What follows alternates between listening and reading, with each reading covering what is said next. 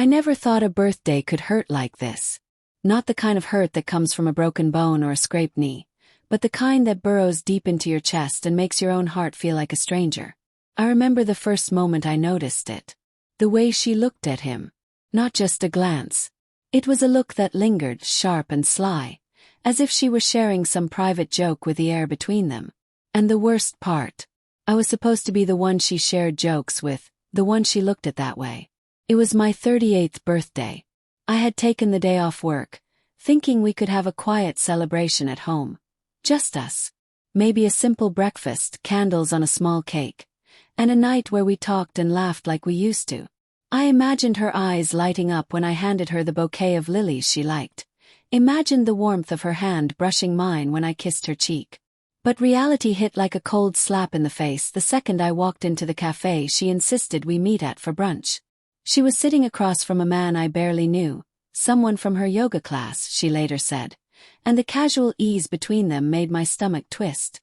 "Happy birthday, love," she chirped when she saw me, her smile wide and sweet, but there was a spark in her eyes I didn't recognize.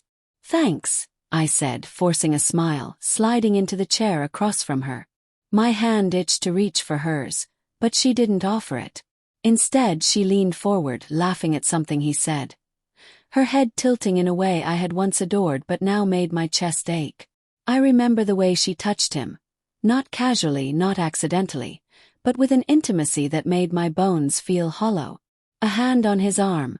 A laugh that carried a warmth meant only for him.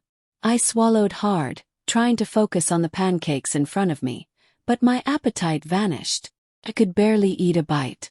"I got you something," she said suddenly, sliding a small box across the table. My heart stumbled. I thought maybe this is just her way of making me feel special. Opened it. A delicate bracelet, engraved with our initials. I should have felt touched, but instead I felt an odd mix of anger and despair.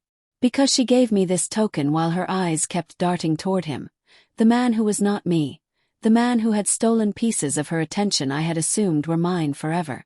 I put the bracelet down, heavy in my hand. I tried to force a laugh, a joke, anything, but it caught in my throat. "Do you like it?" she asked, her tone casual, almost rehearsed.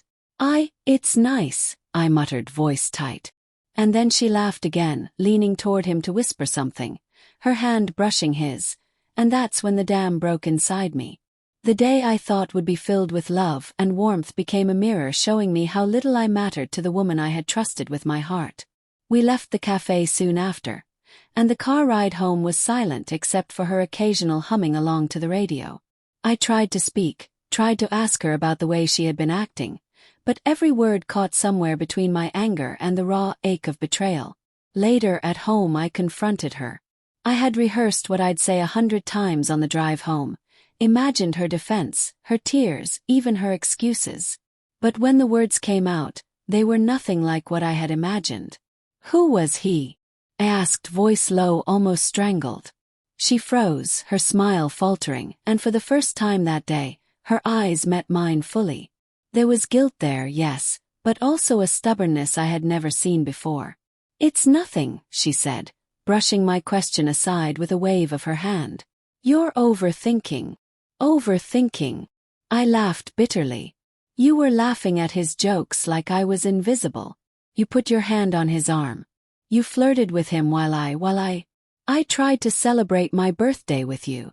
Her lips parted, but no words came. For a moment, I thought maybe she'd deny it, maybe she'd lie and try to soothe me. But then she didn't. I can't help it sometimes," she admitted, her voice trembling just enough to pierce me. "I just feel alive with him. I don't feel that way with you anymore." Every syllable hit me like a punch to the gut. I felt a strange, icy calm settle over me. My heart was breaking, yes, but there was also clarity, painful, sharp clarity. The woman I loved, the woman I had spent years building a life with, had checked out of our marriage long ago. And today, on my birthday, she had chosen to show me exactly where I stood. I didn't cry.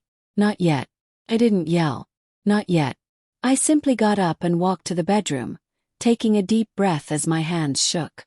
I think you should leave," I said finally, my voice steady despite the storm inside me.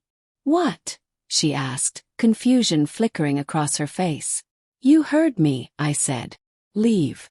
Take him or don't. But I can't. I can't stay here and watch you choose someone else while pretending I'm still enough." Her face went pale. "You're overreacting. It's just a fling, a moment." "No," I cut in, voice firm, trembling with something I didn't recognize yet.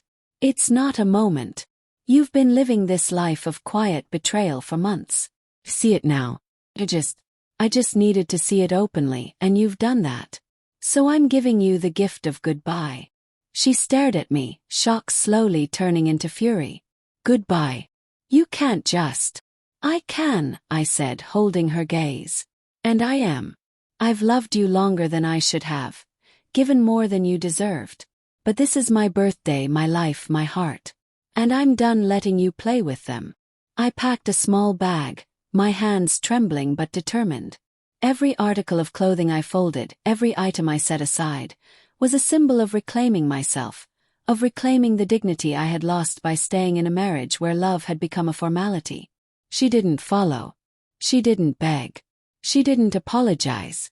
She just stared as I walked out the door, the bracelet lying on the dresser, a cruel reminder of what we once were. I didn't call my friends that night. I didn't go anywhere. I drove aimlessly, the city lights blurring into streaks of neon tears across my windshield. I thought about our life together, the dinners, the vacations, the laughter that had once filled this very house. And I cried finally for the first time that day. Not for the betrayal, not for her, but for the man I had been, the one who believed love could conquer anything. Over the next few weeks, I found myself oscillating between rage and sorrow, between memories that made my chest ache and the quiet moments where I simply let myself be alone. Friends called, offering support, advice, platitudes, but I knew the healing would have to come from within. Then came the confrontation in court. She had filed for divorce almost immediately, almost casually, as if removing me from her life was as easy as discarding a book she had finished reading. And yet, when I saw her standing there with him, hand in hand, laughing softly as if nothing had happened, the pain returned with a vengeance. But something was different now. I didn't feel desperate anymore. I didn't feel trapped.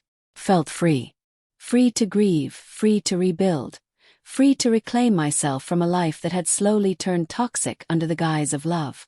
When the judge finalized the divorce, she looked at me one last time. I don't know what she saw in my eyes. Regret, sorrow, or perhaps a hint of the man I had become. Stronger, steadier, untouchable. I left the courtroom quietly, the weight of years lifting from my shoulders. That night, I went home and poured myself a glass of whiskey, the amber liquid warm and sharp in my hand. I sat by the window, watching the city lights flicker, feeling the night air brush against my skin. For the first time in months, I felt at peace. The bracelet still lay in the drawer, a silent testament to the past. I didn't throw it away. I didn't need to. It wasn't a symbol of loss anymore. It was a reminder of the moment I chose myself, the moment I refused to be second to someone else in my own life. Life moved slowly at first, then faster. Days became weeks, weeks became months, and I learned to laugh again without guilt, to feel joy without fear. I met new people, forged new friendships, and even dared to dream about love again.